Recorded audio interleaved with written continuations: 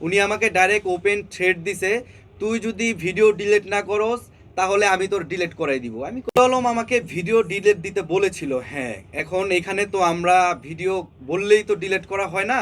উনি আমাকে direct open thread দিছে, তুই যদি ভিডিও ডিলিট না করস তাহলে আমি তোর ডিলিট করাই দিব। আমি কই আপনি করতে পারেন, আপনি স্ট্রাইক মারতে পারেন। এখন আমার 2 মিলিয়নের একটা চ্যানেল আছে, 1 মিলিয়নের একটা পেজ উনি আগে নষ্ট করছে। এখন যদি আমি আবার নিজের মতো করে কাজ করতেছি, এখন যদি এগুলো নষ্ট করে তাহলে আমার দেশের মানুষের কাছে, আপনাদের কাছে আমি বিচার ছেড়ে দিব। এরপরে আমার পদক্ষেপ যা নেওয়ার আমি নিব। আমি কোনো হিরো আলম দেখবো না, আমি দেশের আইন আছে, আইনের কাছে সোজাসুজি বলবো যে এই লোকটা আমার নিজের ক্ষতি তো অনেক করছে, এখনও উঠে পড়ে লেগে আছে। ইভেন এখনও পর্যন্ত উনি আমাকে থ্রেট দিয়ে যাচ্ছে, উনি আমাকে নাকি মিডিয়ার থেকে সরিয়ে দিবে, মিডিয়ার থেকে সরিয়ে দিবে।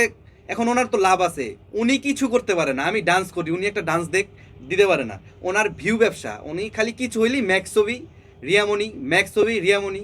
আচ্ছা, আপনাদের কাছে আমি একটা কথা জানতে চাই, এই যে ইস্যুটা আসছে, ইস্যুটা কেন আসছে? ম্যাক্স ছবির নামটা কে নিছে? হিরো আলম নিছে। তাহলে হিরো আলম কেন নিল? কিছুদিন আগে না বললো আমি হিরো আলম 10টা সিনেমা প্রডিউস করছি? 10টা সিনেমার প্রডিউস করে চিপায় একা যায় কেন? ওই জায়গায় মাইক খাইছে, সেই দোষটা এখন আমাকে দেয়। আর দর্শক, অডিয়েন্স কিভাবে মনে করে যে আমি এটার সাথে জড়িত? আমি একটার পর একটা কন্টেন্ট দিয়ে যাচ্ছি। যেদিন যেদিন ওনার সমস্যা হয়েছে, আমার পেজে যায় ঢুকবেন, দেখবেন আমি এক সিরিয়ালে খালি এক এক ঘন্টা 1.5 ঘন্টা পর পর খালি ভিডিও ছাড়তেছি, 4টা 5টা মেয়ে নিয়ে আমি কাজ করতেছি। এটার সাথে কোনোভাবেই আমি জড়িত না।